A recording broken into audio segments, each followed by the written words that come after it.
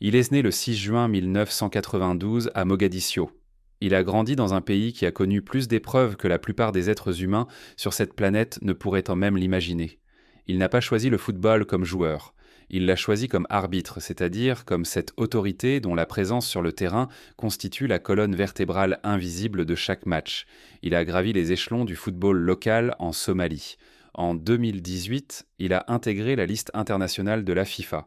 En janvier 2024, il est devenu le premier arbitre somalien de l'histoire à officier lors d'une Coupe d'Afrique des Nations.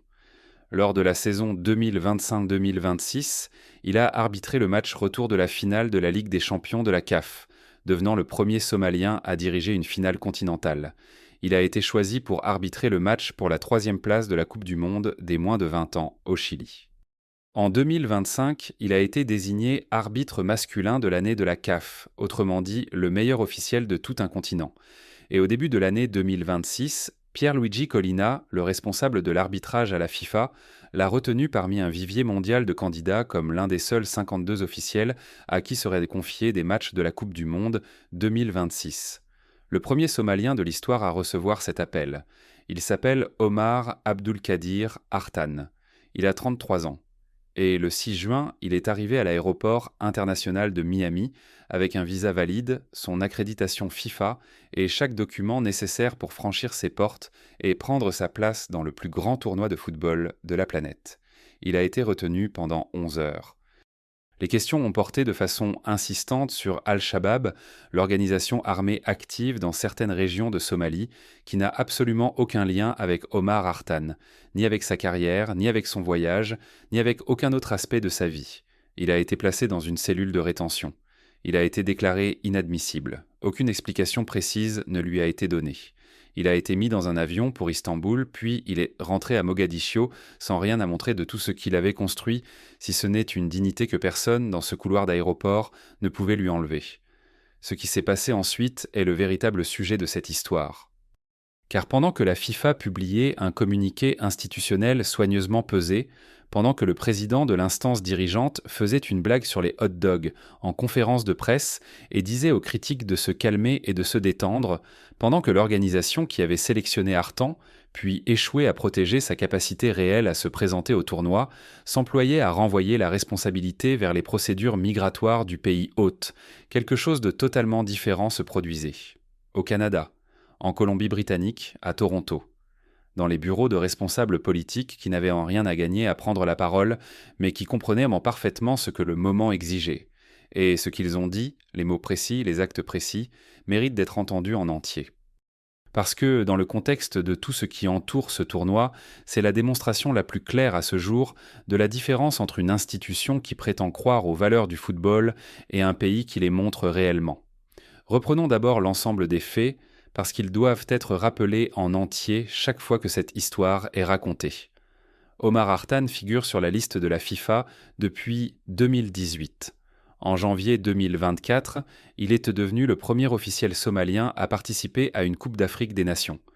Lors de la saison 2025-2026, il a arbitré le match retour de la finale de la Ligue des champions de la CAF, premier Somalien à diriger une finale continentale à ce niveau. Il a été nommé arbitre masculin de l'année de la CAF pour 2025, meilleur officiel d'un continent qui compte plus de 50 fédérations nationales de football. La FIFA l'a sélectionné parmi les 52 arbitres de la Coupe du Monde 2026, le premier Somalien de l'histoire à recevoir cet appel. Il avait un visa valide. L'ambassade de Somalie l'a confirmé. Il avait son accréditation FIFA et tous les documents requis. Il a été retenu pendant 11 heures à l'aéroport de Miami. Il a été interrogé au sujet d'Al-Shabaab, un groupe armé actif dans certaines régions de Somalie, sans aucun lien documenté avec lui de quelque manière que ce soit. Il a été placé dans une cellule de rétention. Il a été déclaré inadmissible. Il a été mis dans un avion. Il n'a arbitré aucun match de la Coupe du Monde 2026. L'administration Trump, par l'intermédiaire d'un porte-parole du département d'État, a déclaré à l'agence AFP qu'Artan s'était vu refuser l'entrée parce qu'il était associé à, et voici la formulation officielle, des membres présumés d'organisations terroristes. Aucune accusation, aucune preuve rendue publique. Présumé. Ce mot pèse énormément lorsqu'il aboutit à l'expulsion d'un homme d'un pays dans lequel il avait, document à l'appui, toutes les raisons légales d'entrée. Le service américain des douanes et de la protection des frontières a publié lui aussi un bref communiqué. Il a indiqué qu'Artan avait fait l'objet d'une inspection supplémentaire, présentée comme une étape routinière de la procédure, et qu'à l'issue de cette inspection, il avait été jugé inadmissible pour des raisons liées au contrôle de sécurité. Voilà toute l'explication fournie par l'agence qui l'a refoulé. Des préoccupations liées au contrôle. Aucun détail. Aucun mécanisme de recours proposé. Aucune reconnaissance de ces accréditations FIFA ni de la carrière que ces accréditations représentent. Tout cela ne se produit pas dans le vide. Le durcissement migratoire de Trump projette son ombre sur cette Coupe du Monde depuis avant même le premier match. À l'heure actuelle, 39 pays font l'objet d'une interdiction totale ou partielle d'entrée aux États-Unis. Pour 19 de ces pays, le département d'État a entièrement suspendu la délivrance de visas. Plus tôt cette année, l'administration a imposé des restrictions aux ressortissants de 19 pays, principalement en Afrique et au Moyen-Orient, dans le cadre d'une vaste interdiction de voyage. L'Iran, qualifié pour le tournoi, figure sur cette liste. S'il existe une exemption pour les joueurs, les entraîneurs et les membres de leur famille proches participant à la Coupe du Monde, elle ne s'étend pas à la famille élargie, aux amis ou aux supporters qui souhaitent simplement se rendre aux États-Unis pour assister au match. La FIFA, consciente de la collision vers laquelle elle avançait, aurait discuté de la possibilité de demander à Trump un moratoire sur les mesures d'application de la politique migratoire pendant le tournoi. Ces discussions, quel qu'en ait été le résultat, n'ont pas empêché ce qui est arrivé à Artan. La réponse de la FIFA à cette situation a été précise dans sa formulation et dévastatrice dans sa portée concrète. L'instance a confirmé qu'Artan ne pourrait pas s'entraîner ni officier pendant le tournoi après s'être vu refuser l'entrée aux États-Unis. Elle a confirmé que la FIFA n'intervient pas dans les procédures migratoires des pays hôtes. Elle a confirmé qu'un gouvernement hôte décide en dernier ressort qui obtient un visa et qui est admis sur son territoire. Elle a indiqué que son statut ne changerait pas. Puis elle a annoncé l'une des rares décisions véritablement significatives qu'elle ait prise dans tout cet épisode. Artan recevrait l'intégralité de ses indemnités de tournoi. Chaque dollar, chaque prime, le même ensemble complet de rémunération que tous les autres officiels de la Coupe du Monde, bien qu'il n'ait arbitré aucun match. Cette décision financière compte davantage qu'il n'y paraît. Elle constitue une reconnaissance formelle, validée par l'institution, que ce qui s'est passé était injuste, même si les mots employés autour d'elle ne le disent jamais directement. Lorsqu'on paie quelqu'un pour un travail qu'il a été empêché d'accomplir en raison de circonstances indépendantes de sa volonté, on envoie un message. La FIFA a envoyé ce message avec de l'argent, parce qu'elle n'était apparemment pas disposée à le faire avec des mots. Puis Gianni Infantino s'est présenté devant les journalistes. Interrogé sur la situation, le président de la FIFA a dit aux critiques de se calmer et de se détendre.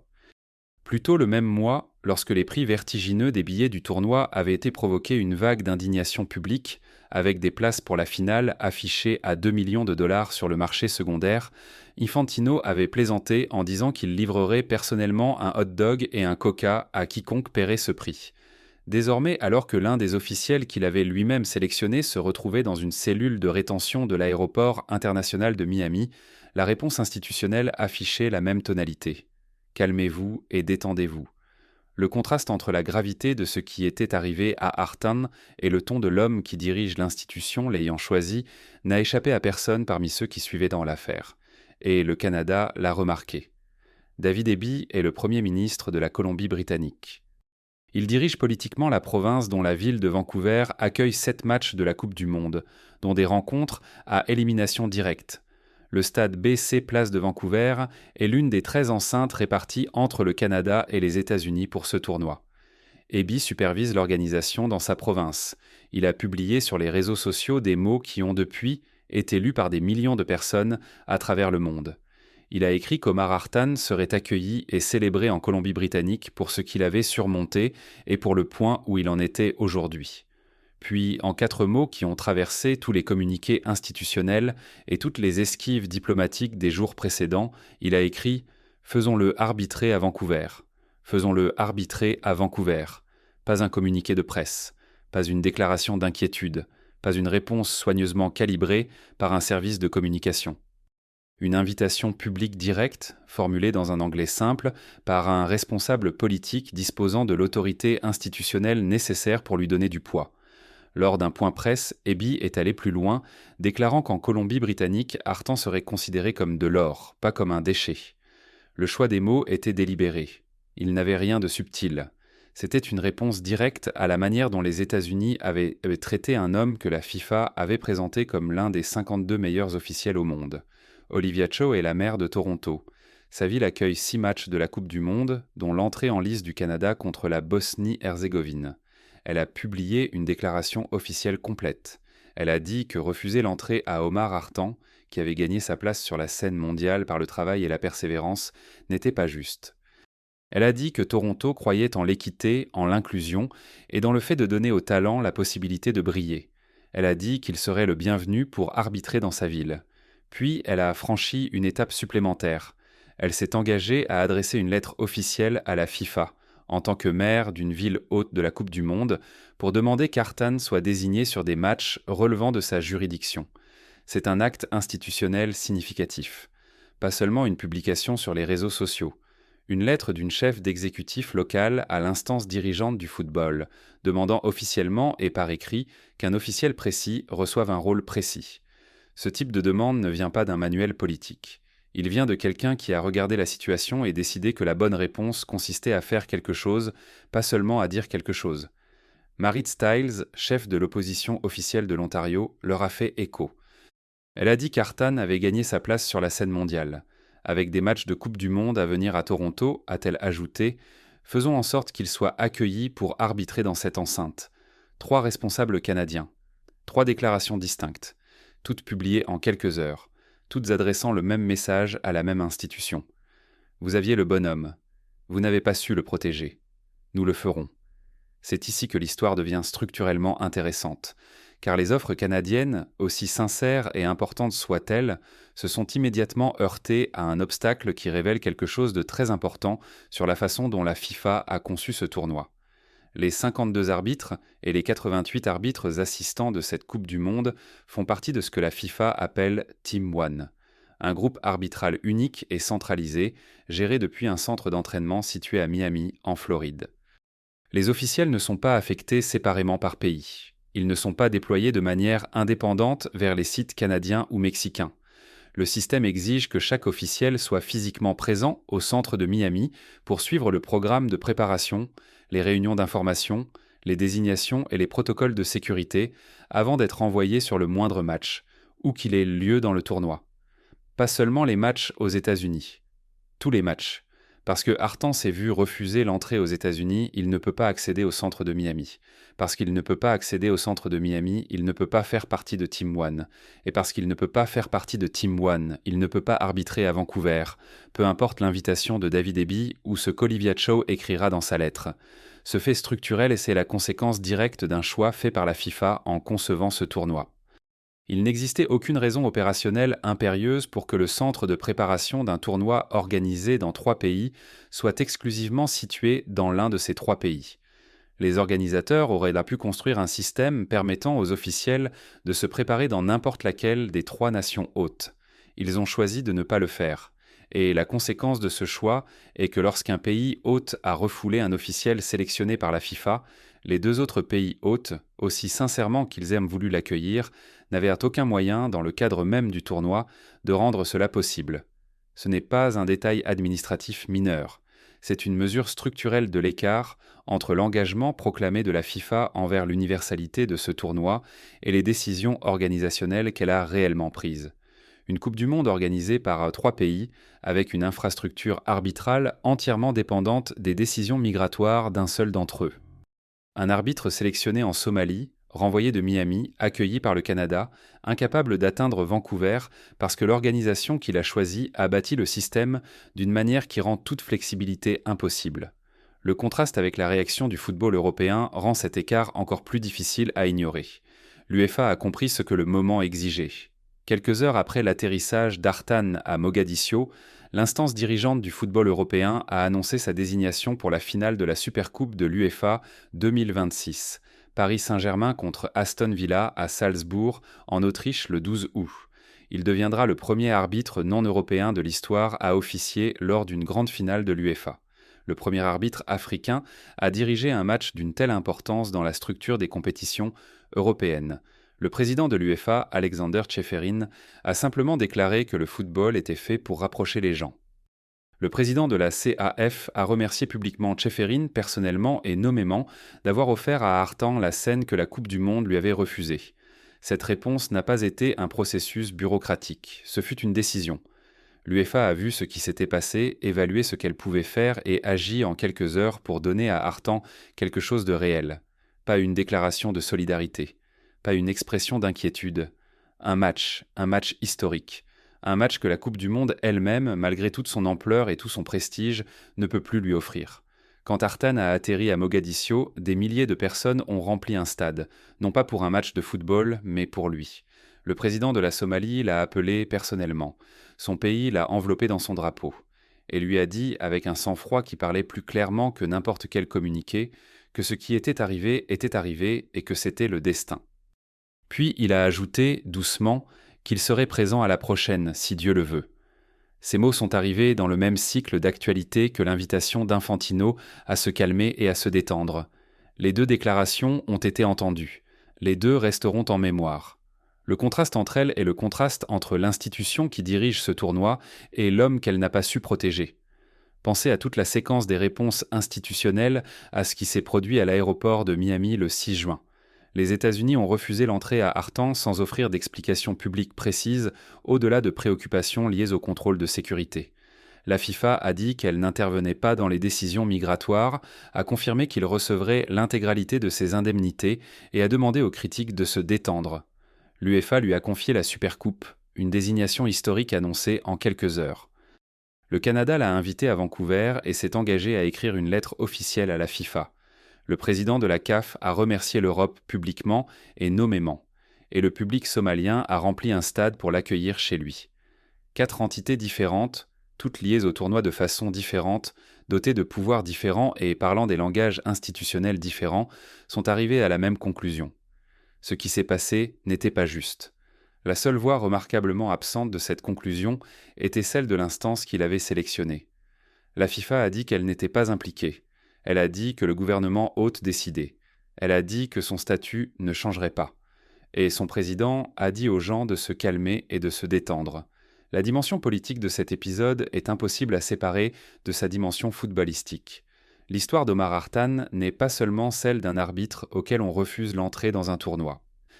C'est l'histoire de ce qui se produit lorsque la politique migratoire de l'administration Trump, une politique qui a placé 39 pays sous restriction de voyage et suspendu la délivrance de visas pour 19 d'entre eux, entre en collision directe avec le fonctionnement d'un tournoi présenté au monde comme une célébration de l'unité globale. La contradiction entre ces deux réalités devait forcément produire un moment de ce genre. La seule question était de savoir quelle personne aurait la malchance de se retrouver au centre de cette collision. Cette personne a été Artan. Il n'a pas été le premier à faire face à ces barrières et, au vu des orientations politiques actuelles, il ne sera probablement pas le dernier. Il y a ici des questions plus vastes qui survivront au tournoi lui-même. Des questions sur le fait de savoir s'il a jamais été défendable de centraliser tout l'appareil arbitral d'une Coupe du Monde organisée par 3 pays à l'intérieur des frontières d'un seul. Des questions sur l'existence, dans les accords contractuels de la FIFA avec les États-Unis comme pays hôte, de garanties d'accès pour les officiels accrédités. Des questions sur le fait de savoir si ces garanties, si elles existaient, ont été appliquées ou simplement acceptées comme insuffisantes. Des questions sur le point de savoir si la réponse de la direction de la FIFA, payer Artan tout en disant aux critiques de se détendre, révèle une institution qui a calculé que ne rien dire de définitif coûte moins cher que dire quelque chose qui ait du sens. Et des questions sur l'avenir. La prochaine Coupe du Monde, en 2030, est prévue entre l'Espagne, le Portugal, le Maroc et une partie de l'Amérique du Sud, avec plusieurs nations hôtes et une logistique potentiellement encore plus complexe. Celle d'après, en 2034, sera organisée par l'Arabie saoudite. Chacune de ces configurations porte sa propre version de la même question fondamentale. Qui décide, en dernier ressort, si les personnes que la FIFA choisit pour arbitrer ces matchs les plus importants peuvent réellement entrer dans le pays où ces matchs sont joués? La réponse d'Artan à toutes ces questions, prononcée depuis Mogadiscio devant les caméras, les foules et le drapeau de son pays, a été la plus nette possible. Il a dit que c'était le destin. Il a dit qu'il serait à la prochaine, si Dieu le veut. David Eby a dit « Faisons-le arbitrer à Vancouver ». Olivia Chow a dit qu'elle écrirait à la FIFA. Marit Stiles a dit qu'il avait gagné sa place sur la scène mondiale. L'UEFA a dit que le football était fait pour rapprocher les gens. Et des milliers de personnes à Mogadiscio, sans échanger un seul mot, ont dit que ce qu'il avait construit et ce qui lui avait été retiré étaient en tous deux réels, qu'elles l'avaient en vue et qu'elles s'en souvenaient. Voilà où en est cette histoire aujourd'hui, pendant que la Coupe du Monde 2026 se poursuit dans des stades aux États-Unis, au Canada et au Mexique. Les matchs se jouent, les buts sont marqués. Les arbitres qui ont réussi à passer les procédures sont sur la pelouse, prenant les décisions pour lesquelles Artan s'était préparé pendant des années à ce niveau. Et quelque part à Mogadiscio, un homme désigné meilleur arbitre de tout un continent regarde sur un écran le tournoi pour lequel il avait été sélectionné, en attendant le 12 août et un stade à Salzbourg, où l'institution qui a eu la lucidité de comprendre ce que le moment exigeait lui remettra le sifflet pour une finale de Supercoupe de l'UEFA, et où il deviendra le premier arbitre africain de l'histoire à en diriger une.